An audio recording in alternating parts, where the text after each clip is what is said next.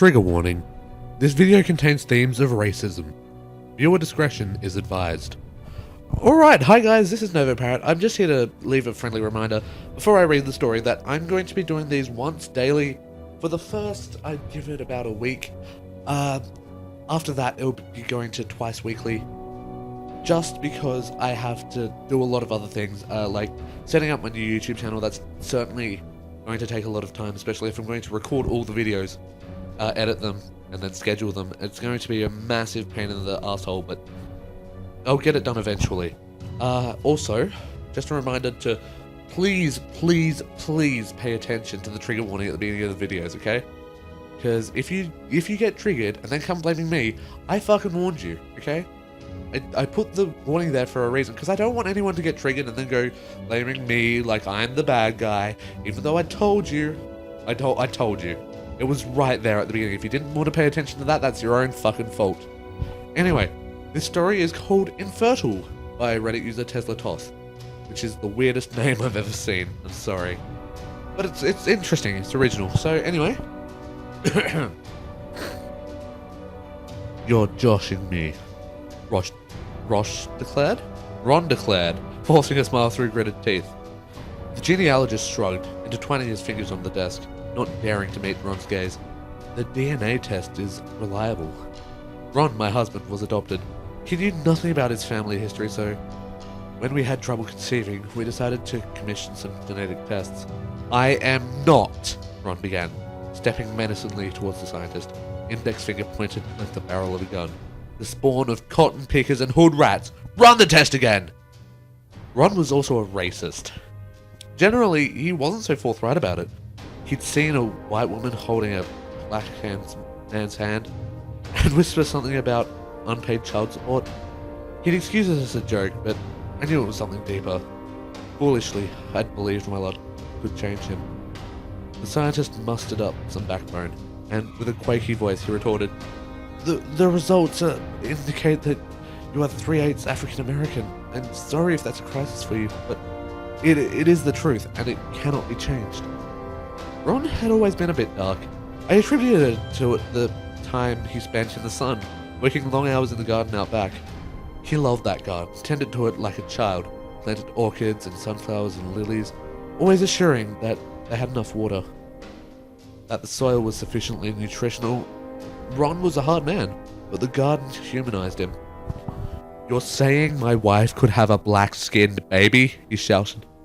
Would that be so terrible? I asked, tearing up. Ron turned his fiery gaze on me, huffed, then swallowed, and stormed out of the office. He left in a squeal of burnt rubber, and I had to call my sister for a ride home. When I got there, I found Ron in his garden, angrily tearing plants out of the earth and casting them aside. It was heartbreaking. Ron, what is wrong with you? I sobbed, grabbing his arm, forcing him to stop. Why are you so filled with hate? Ron, too, was crying now. I never used to be like this, he said. I never used to hate anyone. What changed? I demanded. He breathed deep before answering. My wife, my first wife, she cheated on me with a black man. This was the first time he mentioned another wife, but if she cheated, it made sense for him to omit her from his personal history he shared with me. Then Ron continued, Well, he said, I thought she cheated. She insisted she hadn't, but I couldn't believe her. Why not? She had a black baby, Ron answered. A child? I couldn't believe he would keep that from me. When was this? Where's the baby now? But Ron didn't answer. He just stared, downtrodden, at the garden, at the corner of a large wooden crate he'd unearthed. So yeah, thanks for watching guys, you've been a wonderful audience. Don't forget to hit that like and subscribe button if you enjoyed. Don't forget to comment down below what you'd like to hear me read next. This story, you can probably tell why I put the racism trigger warning at the beginning of this video. I just thought, because there wasn't a trigger warning at the beginning of the story, like there usually is. It's sort of, you know, drug abuse, rape, all these other things. I'm not making light of these things, by the way. They're definitely terrible things. No one should have to go through it, especially like, you know, rape or like child abuse or elder abuse or anything like that, or domestic violence even. It's just you know, I put trigger warnings there for a reason. It's not okay. And I know people can be triggered, and people will be triggered, and they will go to lengths to make sure you take the video down. And I'm not taking any videos down anymore. Like, ever. Okay? Because if you don't like the subject matter, don't fucking watch the video. There's a point. There's a point for the trigger warnings, and you need to listen. You need to pay attention. It's like for my next channel, which is going to be a gaming channel mostly. If there's a game with like a strong strobe effect or something like that, I'm going to put an epilepsy warning, because people deserve it. They need that warning so that they don't go, oh, I had a seizure and I am so offended. No offense to you guys. I'm just saying, like, I'm putting warnings there for a reason. You need to pay attention to it. I'm just sort of rambling now about the trigger warning, because it's an important issue. People can be triggered, etc., etc. Hooray. Hooray? What? Anyway, this story took a drastic turn towards the end. It sort of fell deeper into horror, but, like, it took a little...